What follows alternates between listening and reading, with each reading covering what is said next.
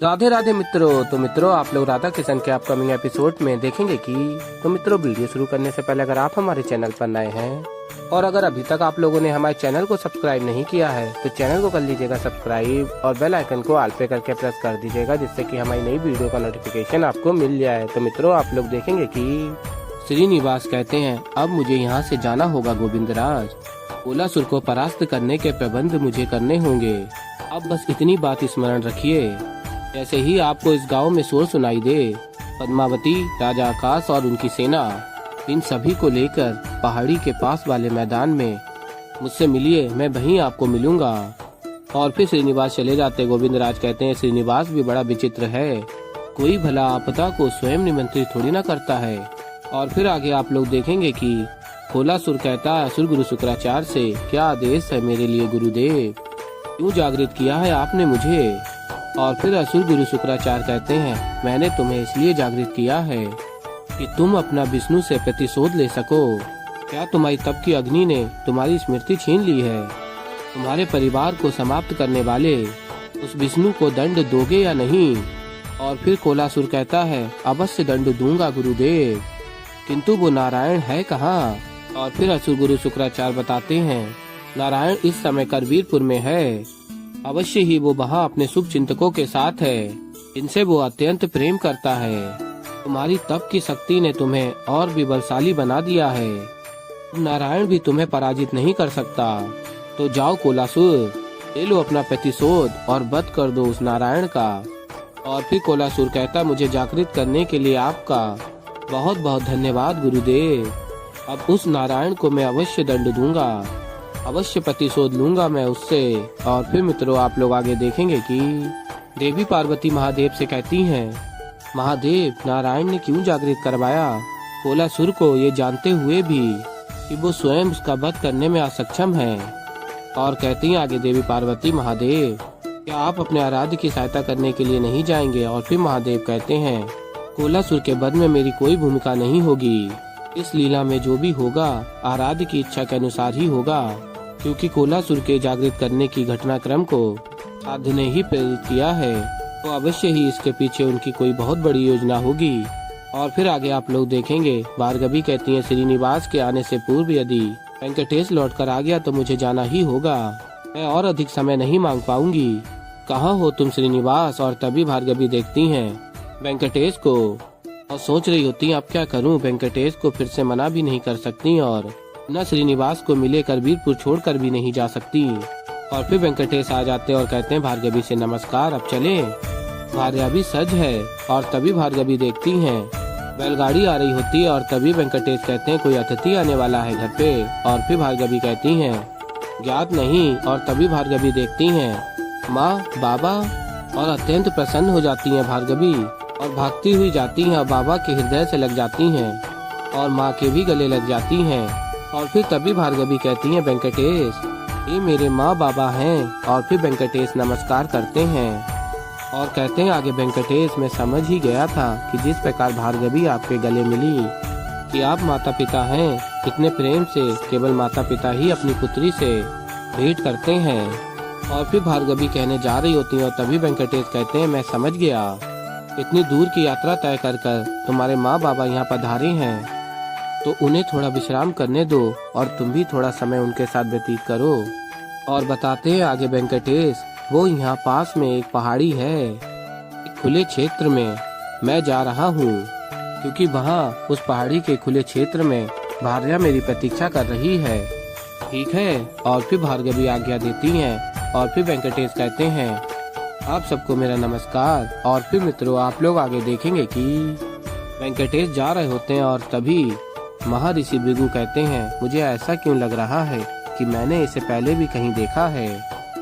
और फिर भार्गवी कहती हैं, नहीं नहीं बाबा, ये तो कुछ दिन पूर्व ही यहाँ आया है करवीरपुर में, बहुत ही अच्छा और सहायक व्यक्ति है, इसने मेरी बहुत सहायता की है। और कहती है भार्गवी अपने माँ और बाबा से, लेकिन आप अचानक कैसे आ गए? और फिर भार्गवी की माँ बताती हैं, तुम्हारे बाबा को 2 सपने आया था कि तुम किसी विपदा में हो, तो हम लोग शीघ्र ही तुम्हारे पास आ गए। और कहते हैं, महर्षि भृगु, पुत्री, तुम ठीक तो हो ना? और फिर भार्गवी प्रसन्न होकर कहती हैं, हाँ बाबा मैं बिल्कुल ठीक हूँ। और कहती हैं चलिए भीतर चलकर बात करते हैं। और फिर मित्रों आप लोग आगे देखेंगे कि भार्गवी और भार्गवी की माँ और बाबा भीतर जा रहे होते हैं और तभी तेज हवा चलने लगती है। और फिर महर्षि भृगु कहते हैं, मुझे ऐसा आभास क्यों हो रहा है कि जैसे कुछ अनिष्ट होने वाला है। और फिर मित्रों आप लोग आगे देखेंगे कि राजकुमार वासु सारी तैयारी करा लेता और कहता है, पुरोहित जी भार्या कहाँ है, दिखाई नहीं दे रही।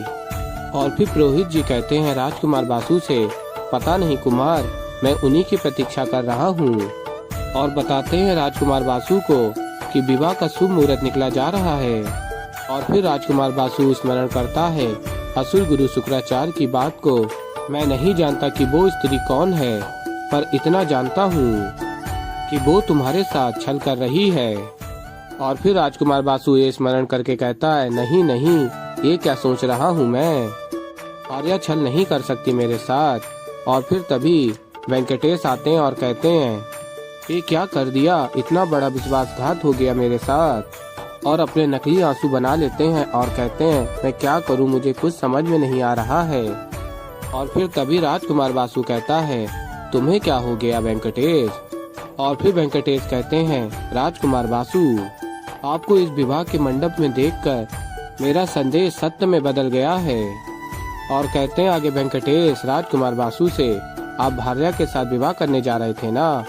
और फिर राजकुमार वासु कहता है, केवल मैं ही नहीं, भार्या भी मेरे साथ विवाह करना चाहती है। और फिर वेंकटेश कहते हैं, नहीं ये हो ही नहीं सकता, ये संभव ही नहीं है। और कहते हैं क्योंकि वो हमारे साथ छल करके चली गई है, केवल मेरे साथ नहीं आपके साथ भी उसने छल किया है, वो चली गई है राजकुमार वासु। और फिर राजकुमार वासु कहता है, ऐसी शुभ घड़ी में ऐसी अशुभ बातें नहीं करते वेंकटेश, क्या कुछ भी बोले जा रहे हो तुम। और फिर वेंकटेश अभिनय कर रहे होते हैं और कहते हैं, सत्य कह रहा हूँ, उसने मेरी सारी मूल्यवान वस्तुएं, सारा स्वर्ण, सारे आभूषण चुरा लिए और वो भाग गई।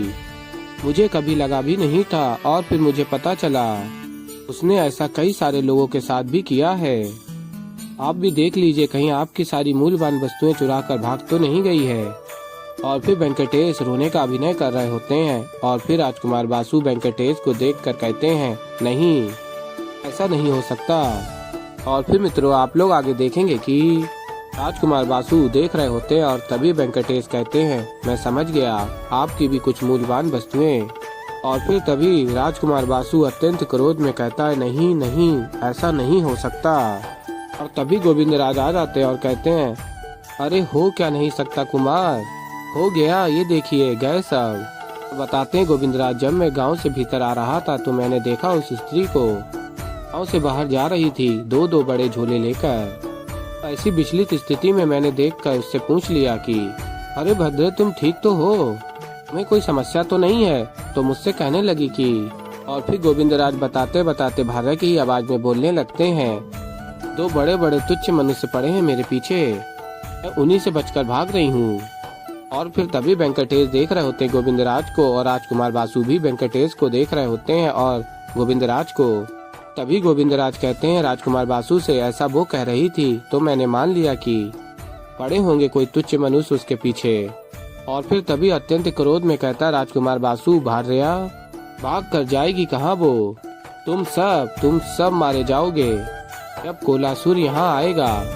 और फिर मित्रों आप लोग आगे देखेंगे कि धरती हिलने लगती है और तभी राजकुमार वासु कहता है गोविंदराज और वेंकटेश से, लो वो आ गया कोलासुर। और कहता है आगे, अब इस करबीरपुर में मेरे अतिरिक्त और कोई नहीं बचेगा। और अत्यंत प्रसन्न हो रहा होता है। और गोविंदराज वेंकटेश को देख रहे होते हैं और गोविंदराज चिंतित होते हैं। और फिर